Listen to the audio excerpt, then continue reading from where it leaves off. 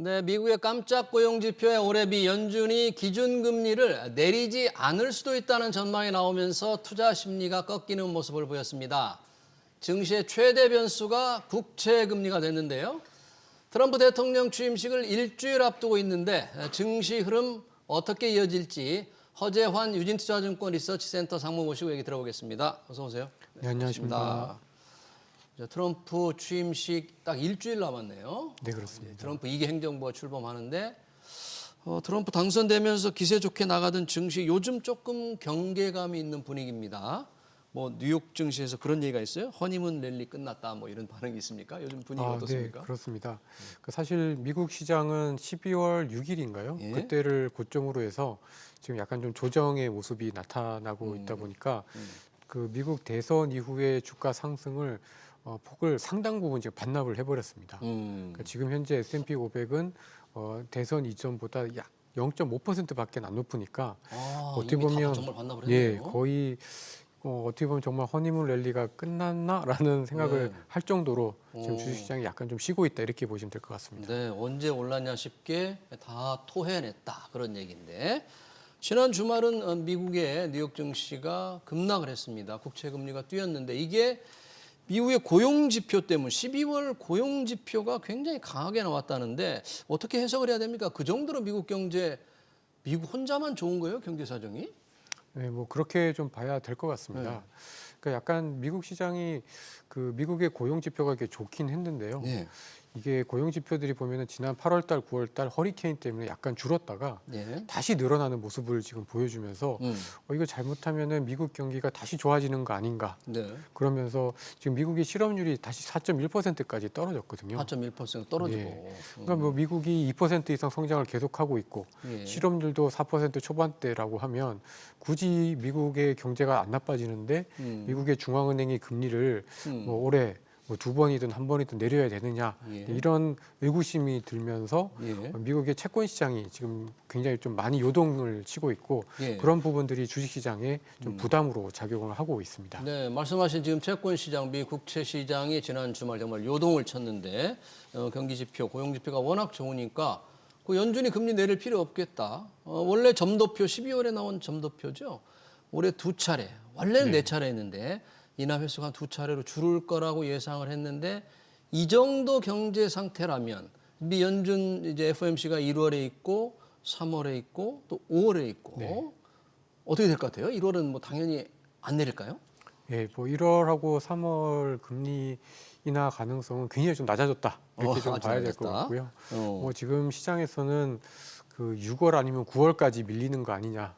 6월 하면 9월까지. 뭐 그런 얘기까지 들리고 있기 때문에 예. 상당 부분 금리 인하에 대한 기대감이 굉장히 좀 퇴색되었다 이렇게 좀 봐야 될 것 같고 예. 그만큼 이제 미국 시장이 좋다라는 거는 또 미국 경제가 좋다라는 거는 악재는 아닙니다만은 이렇게 금리가 5%가 되고 이렇게 되면은 아무래도 이제 그 기업들의 어떤 자금 조달 비용 은 계속해서 좀 높아질 거기 때문에 그 부분에 대한 부담들이 전반적으로 기업들이나 주식시장에 영향을 좀 미치고 있는 게 아닌가라고 좀 봐야 될 것 같습니다. 네, 주말에 10년짜리 국채 금리가 연 4.78%까지 뛰었다 그래요. 네.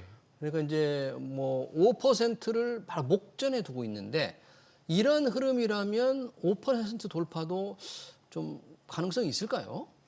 사실 가능성은 있습니다. 왜냐하면은 이번 주에 발표되는 미국의 뭐 소매 판매나 물가나 예. 이런 지표들이 그렇게 나쁘진 않을 걸로 보여지고 있기 때문에 물가.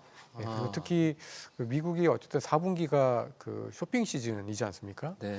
근데 이제 미국의 쇼핑 시즌에 이번에 굉장히 좀 소비가 또 좋았다라는 보고들도 발표들도 있기 때문에 아마도 이번에도 물가가 떨어지기보다는 네. 생각보다 예상보다 좀 높게 발표가 되거나 미국의 소비도 좀 좋아질 가능성들이 있어서 아직까지 미국의 국채 금리가 좀 떨어질 만한 어떤 재료들이 또 없습니다. 없어요. 그리고 또 다음 주에 예상되는 그 트럼프 취임 때 예. 또 관세라든지 뭐 이런 것들을 하게 되면 취임 초기에 또 관세를 예고를 해버린다거나 네. 발표를 해버릴 수도 있잖아요. 그러면 우려했던 뭐 인플레가 진짜 다시 오나 그런 걱정이 현실화되는 가능성도 있다는 얘기네요. 네, 그렇습니다.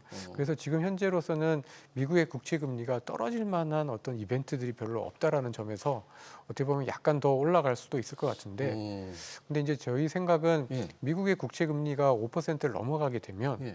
지금 미국의 명목 성장률, 그러니까 실질 성장률에서 물가를 합한 명목 성장률이 예. 보통 이제 5%대 초반이라고 좀 보고 있기 때문에 국채 금리가 5%를 넘는다라는 거는 점차로 이제 기업들 입장에서도 굉장히 좀 부담이 좀 높아지는 수준이라서 약간 오히려 5%를 넘어가게 되면 그때부터 경제 지표들이 조금씩 나빠져서 시간을 두고 미국의 국채 금리가 다시 좀 떨어지지 않겠는가 이렇게 예상을 하고 있습니다. 그러나 당장은 내려갈 요인이 없다. 그렇죠. 그렇습니다. 조금 더 올라가다가 만약에 5%를 넘으면 그게 어떤 정도의 고점 정도 돼서 이제 다시 떨어질 수 있다는 얘기인데 5%를 만약에 넘게 되면 기업들로서는 이제 예상되는 이익이 확 줄 수 있습니까? 뭐 이익이라기보다는 예. 새로 이제 자본을 조달을 해서 뭐 투자를 한다든지 이렇게 될 때 아무래도 이제 부담이 좀 클 것 같습니다. 그리고 가계 입장에서 봤을 때도 지금 미국의 주택담보대출 금리가 30년짜리가 지금 7%가 넘었거든요. 7%. 네, 그러니까 네. 상당히 높은 금리 수준이기 때문에 예. 부동산이라든지 주택시장이라든지 이렇게 금리를 바탕에 또는 금리에 민감한 산업들 같은 경우에는 부정적인 영향에서 이 불가피하다 이렇게 좀 봐야 될 것 같습니다. 이렇게 미국 국채 금리가 올라가면서 6월에 다우, 나스닥 다 떨어졌어요. 그래서 일각에서는 이렇게 국채 금리가 뭐 5%를 돌파할 정도로 강하다면 자금이 채권 시장으로 다 흘러가서 증권 시장이라든지 한때 기세 좋게 오르던 가상자산, 비트코인 시장에서 자금이 빠져나올 거다. 그래서 증시, 가상자산은 크게 위축될 거다. 뭐 이런 전망도 있던데 혹시 어떻게 보세요? 그 미국의 국채 금리가 계속해서 올라가게 되면은 그럴 가능성이 있긴 합니다만은 저희는 이제 그렇게까지 미국의 금리가 부담이 되지는 않을 거다라고 보고 있습니다. 아, 그래요? 왜냐하면 지금의 미국의 국채 금리가 이제 올라가는 거를 네. 이제 성장에 대한 부분과 인플레에 대한 부분으로 이제 나눠서 저희가 생각을 해보면 예. 지금까지 특히 작년 9월 달에 미국 연준이 금리를 내리기 시작을 하면서 이렇게 쪼개서 살펴보면은 인플레보다는 성장을 통해서 이 성장을 반영을 한 금리 인상 부분이 상승 부분이 훨씬 더 크기 때문에 이 경기가 좋아서 금리가 올랐다라는 거는 그만큼 기업들의 실적이 나쁘지 않을 수가 있다라는 점에서 네. 다른 자산 시장이 급락하진 않을 걸로 그렇게 좀 보고 있습니다. 네, 국채 금리가 오르는 게 미국의 강한 성장세를 반영하기 때문에 당장 인상에 따른 부담이 있더라도 그게 주식 시장을 급격하게 위축시키는 요인이 되지는 않을 것 같다. 그렇게 전망을 해주셨습니다. 그렇게 될 경우 우리 한국은행 우리도 잠깐 이제 부동산 얘기를 하면서 한국은행 얘기를 했는데 우리 한국은행 이제 금통위도 곧 있잖아요. 네네. 우리는 금리 인하를 하는데 조금 어려움을 겪을까요? 한미 금리 격차 이런 것 때문에 미국 연준이 금리를 내릴 가능성이 거의 없다. 그런데 우리만 내린다? 어떻게 보세요? 당연히 이제 부담을 안 느낄 수가 없을 것 같습니다. 아무래도 환율이 계속해서 이제 올라갈 수 있고 환율이 올라가게 되면은 자연스럽게 수입 물가에 대한 부담도 생길 뿐더러 가계 입장에서 봤을 때는 추가적으로 소비할 수 있는 실질 소비가 위축될 수 있는 부담들이 분명히 있기 때문에 한국은행 입장에서 봤을 때는 지금 좀 고민이 좀 커지지 않겠는가. 그래서 지금으로서는 1월보다는 약간 2월 정도로 한국은행의 금리 인하 시기가 좀 미뤄지지 않을까라고 저희는 좀 생각을 하고 있습니다. 1월 달엔 좀 내리지 않을 가능성도 있다. 네, 그렇습니다. 네, 시장에서는 좀 약간 내리는 쪽에 약간 무게중심을 두는 듯한데 이게 한미 금리 차이 또 환율 불안 이걸 우려해서 안 내릴 수도 있겠다 그런 얘기네요. 네, 그렇습니다. 자, 그러면 우리 증시로 한번 돌아와 볼까요? 작년 말 작년까지 우리 시장 정말 꼴찌였습니다, 수익률. 네. 러시아 수준 정도 됐는데 연초 이후는 조금 좋았어요. 네. 오늘은 좀 많이 떨어졌습니다만 연초 이후 조금 시장이 괜찮았는데 전반적인 분위기는 뭡니까? 우리는 뭐 떨어질 곳이 없기 때문에 조금 올라간 겁니까? 너무 많이 떨어져서 올라간 겁니까? 아니면은 어떤 상승 동력이 조금 있는 겁니까? 사실 아직 구체적으로 저희 한국 주식시장의 어떤 상승 동력이 생겼다라고 보기는 어려울 것 같고요. 예. 많이 떨어졌고 네. 그리고 특히 이제 연말 연초에는 특히 이제 기관 투자가들 또는 연기금을 중심으로 해서 그 비중을 좀 조절하는 그런 메커니즘이라고 할까요? 예. 비중 조절 기관들이 있습니다. 네. 그러니까 일정 부분 저희들이 이제 그 연기금이 이제 비중을 어떤 국가나 산업이나 주식시장에 대한 비중을 가져가게 되는데, 국내 주식, 해외 주식을 비중 네. 조절하는 거예요. 네. 근데 이제 저희 같은 경우에는 작년에 워낙 많이 떨어져서 어, 비중이 굉장히 많이 줄었을 거고, 주가가 떨어지다 보니까. 네. 미국 같은 경우에는 생각했던 것보다 훨씬 더 주식시장이 좋았기 때문에 훨씬 비중이 늘어났을 겁니다. 그래서 연초에는 아무래도 이러한 그 소위 말하는 이제 리밸런싱이라고 하는 예. 비중 조정 과정에서 저희 한국 시장이 연초에 조금 더 강세를 좀 보였었지 않았나라고 저희는 좀 평가를 하고 있고. 아, 제 어떤 보유 포트폴리오를 조정하는 과정에서 기관 투자가들. 네, 그렇습니다. 그리고 근데 이제 그럼에도 불구하고 저희 시장이 워낙 많이 빠졌기 때문에 좀 여기서 이제 저희 한국 시장의 비중을 더 줄일 위험은 상대적으로 좀 적어졌다라고 저희는 좀 보고 있습니다. 네. 기관 투자가들 특히 국민연금이 이제 자산 포트폴리오 비중을 좀 조정하면서 국내 시장 비중을 조금 올리는 요인이 좀 있었다. 관심은 이제 외국인입니다. 외국인들 지난해 줄곧 팔다가 올 들어서는 조금 순매수로 돌아서는 분위기였어요. 오늘은 좀 많이 팔았습니다만 순매수로 돌아서는 분위기. 주로 어떤 분야에 투자를 하는지 외국인들의 투자 쪽의 전략은 뭘까요? 우리 시장에 대해서. 저희는 작년에도 그렇고 올해도 그렇고 지금까지 여전히 삼성전자에 대한 시각이 외국인들의 순매수와 순매도의 행태에 있어서 가장 중요한 변수였던 것 같습니다. 삼성전자. 그러니까 올해 초에 그래도 이제 지난 주말까지 외국인 투자가들이 순매수를 했던 거는 예. SK 하이닉스 역시 삼성전자였거든요. 삼성전자를 많이 샀다. 예. 그러니까 AI용 반도체에 대한 수요에 대한 어떤 기대감이 있느냐 없느냐가 여전히 저희 국내 주식 시장에서 외국인 투자가들이 매도를 하느냐 매수를 하느냐가 굉장히 중요한 변수라고 좀 봐야 될 것 같습니다. 네, 그럼 삼성전자가 AI용 반도체 공급을 좀 더 올해는 많이 할 수 있다는 약간 낙관적인 생각을 외국인 투자자들이 좀 한 겁니까 올해? 그렇게 좀 봐야 될 것 같습니다. 왜냐하면 아직까지 뭐 그 D램과 같이 일반 범용 반도체에서는 가격이 올라간다, 즉 수요가 좋아진다는 조짐이 거의 없거든요. 업황 오히려 안 좋아질 거라는 전망도 있어요. 네, 그렇습니다. 네. 근데 지금 좋아지고 있는 쪽은 지난주에 있었던 CES 예. 때 여러 가지 이야기들을 종합을 해보면 그래도 AI용 반도체에 대한 수요는 견고할 거다라는 거고, 그 부분에 있어서 삼성이 올해는 뭐 좀 수혜를 받을 수도 있다라는 기대감들 때문에 외국인 투자가들이 다시 한번, 그리고 워낙 또 많이 싸져 있기 때문에 예. 좀 관심을 가지고 있었던 게 아닌가라고 생각됩니다. 외국인 투자들의 우리 시장의 어떤 투자 전략은 결국 삼성전자와 아주 밀접한 관련이 있는데 연초에는 조금 그런 AI용 반도체 어떤 공급 확대에 대한 기대를 좀 했지 않았을까 이렇게 전망을 해주셨고요.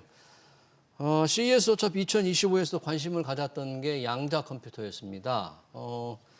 양자 컴퓨터 주가가 급증을 하다가 젠슨왕 엔비디아 CEO의 한마디였죠. 양자 컴퓨터 실용화 좀 오래 걸릴 거다는 그 한마디에 폭락을 했어요. 서학개미들이 정말 많이 투자했는데, 자, 이런 상황에서 어떻게 좀 대응을 해야 할 것으로 보세요? 예, 사실 이렇게 좀 극단적인 대응, 주가의 반응이 일어날 때는 예. 사실은 좀 한 걸음 좀 조심스럽게 좀 뒤에 물러서는 게 좀 좋을 것 같습니다. 물러선다.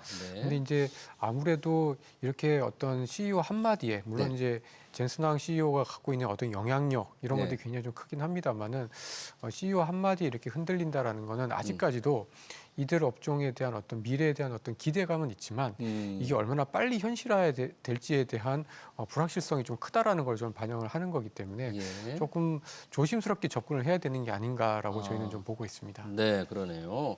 뭐 젠슨왕 CEO가 엔비디아 CEO가 아무리 지금 인공지능 주자에서 선두 주자라고 하지만 그분의 한마디로 모든 산업이 다 재단되는 좌우할 수는 없는 거잖아요.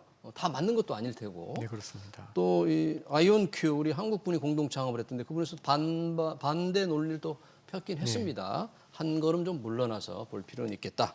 주목해야 될 것 같네요. 올 한 해 시장 워낙 변수가 지금 워낙 많아서 1년 후를 조금 예측하기는 어렵습니다만은 다양한 변수들 속에서 올해 시장을 흐름을 어떻게 보고 있습니까? 유진투자증권에서는. 예, 저희는 그래도 1분기가 여러 악재들의 좀 클라이막스가 되지 않겠나라고 생각을 좀 하고 악재들의 있습니다. 클라이막스다. 네.